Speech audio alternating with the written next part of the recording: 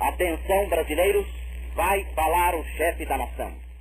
As minhas primeiras palavras foram de saudade e de gratidão. Agora, gosto de dar uma palavra de esperança e de confiança, certo como estou, e que os brasileiros constituem um povo.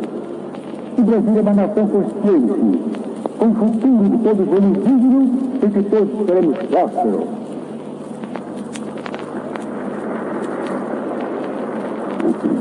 São estes os sinceros votos de quem de retomar o seu lugar junto à família, no seu mais antigo membro e no seio da pátria, o seu modesto esforço de simples cidadão.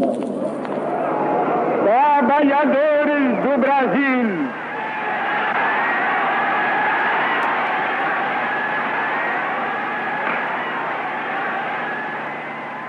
depois de quase 6 de afastamento, durante os quais nunca me saíram do pensamento a imagem e a lembrança do grato e longo convívio que mantive convosco, eis-me outra vez aqui ao vosso lado para falar com a familiaridade amiga de outros tempos.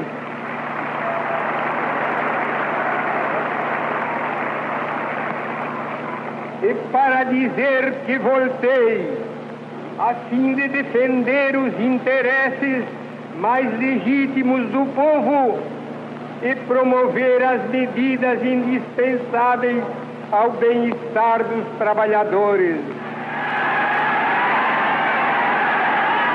Acabam de reabrir extraordinariamente as suas atividades. No ano de 1949, os 2 ramos do Poder Legislativo, reunidos, tiveram a responsabilidade de elaborar a Constituição de 1946 e de estruturaram depois as primeiras leis parlamentares. Brasileiros, até agora expus com a alma aberta como penso administrar o Brasil quando o povo brasileiro me honrar com a investidura de presidente de todos os brasileiros. Neste momento em que a voz dos candidatos vai ceder lugar à decisão alta e soberana do povo, quero sinceramente ter o único gesto, que para mim é o mais sagrado que um homem de consciência possa ter. Juro com a mão e a alma sobre a Constituição do Brasil e perante Deus defender a liberdade de cada cidadão brasileiro. Juro defender um regime democrático que é a vitória dos direitos do povo. Juro amparar as conquistas dos homens que nas fábricas e nos campos, com o seu suor, trabalham, lutam e sofrem pelo Brasil. Juro pela minha vida, sob a égide desta Constituição, lutar pelo povo e em prol do progresso da nossa pátria imortal. Dona Gabriela, eu estranho que a senhora não tenha lido o documento da renúncia. Confesso que eu tomei conhecimento porque mais tarde, nesse documento, presidente. não, esse é um documento histórico. Eu acuso as forças de terríveis. Ocultas por quê? Se estavam na minha cara e estão na cara de todos. Então não é possível identificar as forças internacionais que ameaçam ocupar o Brasil e as poderosas forças nacionais, políticas e socioeconômicas, as quais eu não convinha como presidente, porque sou e era um homem livre. E o meu propósito de ter a minha visita a essa sala foi com o objetivo de vir trazer um abraço aqui e a minha saudação muito afetiva a todos os representantes da imprensa que se encontram nessa sala e trazer também a ele as minhas congratulações e os meus agradecimentos pela resistência heróica também da imprensa brasileira e especialmente dos que aqui estão na defesa intransigente das nossas instituições. Sei que os jornalistas constituíram uma das sentinelas mais avançadas nesta luta que empolgou todo o povo brasileiro no sentido da manutenção das leis, da ordem e da nossa Constituição. A todos os jornalistas o meu abraço e a minha gratidão, que é a gratidão de todo o povo brasileiro, pela posição que tomou a imprensa brasileira em defesa da lei e da ordem. Defenderei e cumprirei com honra e lealdade a Constituição do Brasil. Caminharemos para a frente com a segurança de que o remédio para os malefícios da extrema esquerda não será o nascimento de uma direita reacionária. Meu procedimento será o de um chefe de Estado sem tergiversações, no processo para a eleição do brasileiro, a quem entregarei o cargo a 31 de janeiro de 1970. Eu confesso que é com verdadeira violência aos meus princípios e ideias que adoto uma medida como essa. Mas adoto porque estou convencido que é do interesse do país, é do interesse nacional, que ponhamos um basta à contra-revolução. Seja este primeiro momento um momento de fé e confiança. Fé no que havemos de construir juntos para o bem-estar dos nossos povos e confiança comum na causa da justiça, do progresso e da paz. É esta a mensagem que trago do povo brasileiro e de que peço seja Vossa Excelência o alto intérprete junto ao povo americano. Desde meados de 1973, já se prenunciavam desanimadoras perspectivas para a conjuntura mundial em todos os quadrantes do globo. Acentuava-se dia a dia a disrupção do sistema monetário internacional, sem que se lhe vislumbrasse solução adequada e eficaz, alcançando-se unanimidade apenas numa perplexidade geral quase de todo paralisante. Os preços de matérias-primas e outros insumos essenciais, e, sobretudo, os do petróleo e seus inúmeros derivados, começaram a disparar, jogando para o alto as curvas de custo dos produtos intermediários e finais. Eu estava na Granja do Topo um sábado de manhã, quando recebi um telefonema do eleitor de aqui, comunicando que um fato assim gravíssimo, tem um capitão que está muito mal e um sargento morreu. Eu virei para ele e disse, até que enfim os comunistas fizeram uma bobagem. Só nós é que fazemos bobagem. Agora eles cometeram. Eu creio que os comunistas tinham um porta-bomba no carro. Meia hora depois telefonaram para mim. Não foi o Heitor. Presidente, há indícios de que foi gente do nosso lado. Eu digo, barbaridade. Aqui estamos para trazer a essa massa imensa a solidariedade do povo de Minas Gerais. Minas está aqui. Minas com o coração uníssono e vibrante, com o coração do povo do Rio e do povo fluminense. Minas aqui está para dizer a todo o Brasil, com toda a força dos seus pulmões, com toda a sua energia, com todo o seu patriotismo, um povo só é digno quando pode eleger o seu supremo mandatário da nação. Brasileiros e brasileiras, as principais decisões são as seguintes: criação de uma nova moeda, o cruzado,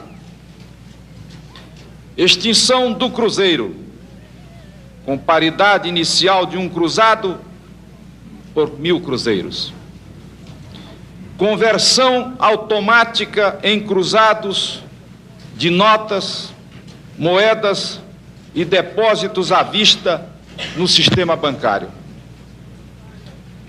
extinção da correção monetária generalizada,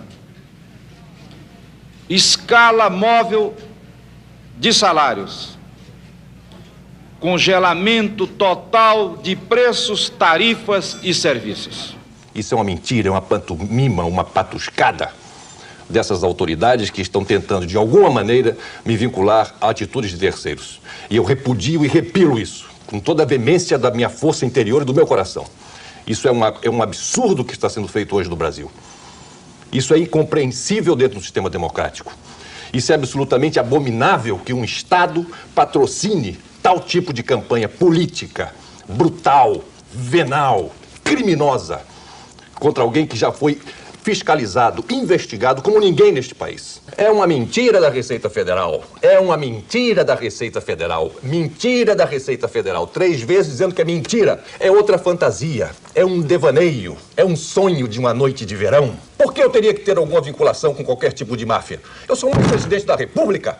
Eu fui julgado como nenhum homem já foi julgado neste país e inocentado pela mais alta corte de justiça do meu país. O que eu posso exigir agora é um certo respeito, pelo menos ao meu padecimento e ao meu sofrimento. Em julho de 94, nós sabíamos, e ele também sabia, porque até a desincompatibilização ele era o ministro da Fazenda. O Plano Real tinha que ter, já em 95, teria que ter a reforma fiscal e a reforma tributária. Seriam mais 2 pilares para o Plano Real. No entanto, ao contrário do que ele nos dizia, ele começou logo a apresentar o processo da reeleição. Ao invés de cuidar da reforma tributária e fiscal, que ele sabia que eram bases fundamentais para o Plano Real, ele cuidou mais da reeleição. E aí, a minha grande crítica ao presidente Fernando é porque, no meu entendimento, ele quebrou toda a estrutura jurídica do país e quebrou a nossa cultura. Nenhuma Constituição brasileira, e nem no tempo dos militares, se previa os presidentes se candidatassem à reeleição. E o exemplo mais democrático e que teria conseguido facilmente a sua reeleição, se quisesse, foi quando o presidente Kubitschek deixou a presidência da República. Não, isso não é verdadeiro. O que acontece é o seguinte, no último ano do meu mandato, à medida que havia a possibilidade do Lula se eleger presidente, os mercados ficavam nervosos. Então, até a possibilidade da vitória dele. Da vitória do Lula. Até abril as coisas iam bem. Depois, em junho, já estavam bastante complicadas. Em agosto era visível que a situação era muito difícil.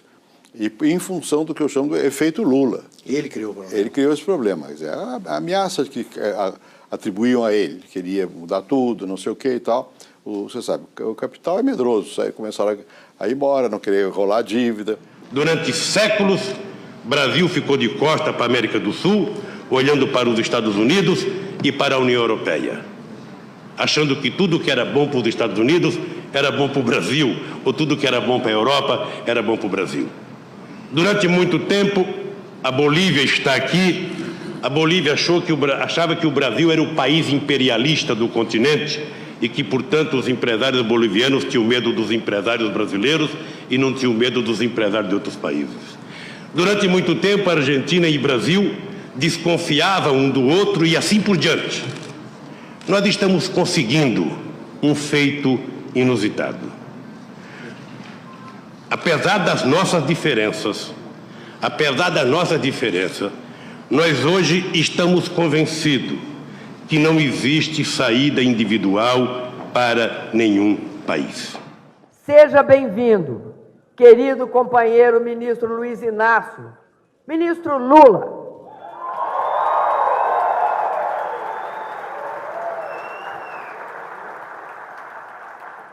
Eu conto com a experiência do ex-presidente Lula. Conto com a identidade que ele tem com esse país, com o povo desse país. Queria cumprimentar também o meu querido companheiro de governo, o vice-presidente Michel Temer, um homem com grande capacidade de dialogar, de fazer consenso, sobretudo um homem leal, um grande brasileiro. Não renunciarei. Repito, não renunciarei. Sei o que fiz e sei da correção dos meus atos. Exijo investigação plena e muito rápida para os esclarecimentos ao povo brasileiro. Esta situação de dubiedade ou de dúvida não pode persistir por muito tempo. No meu caso particular, pelo meu histórico de atleta, caso fosse contaminado pelo vírus, não precisaria me preocupar. Nada sentiria ou seria, quando muito, acometido de uma gripezinha ou resfriadinho, como bem disse aquele conhecido médico daquela conhecida televisão.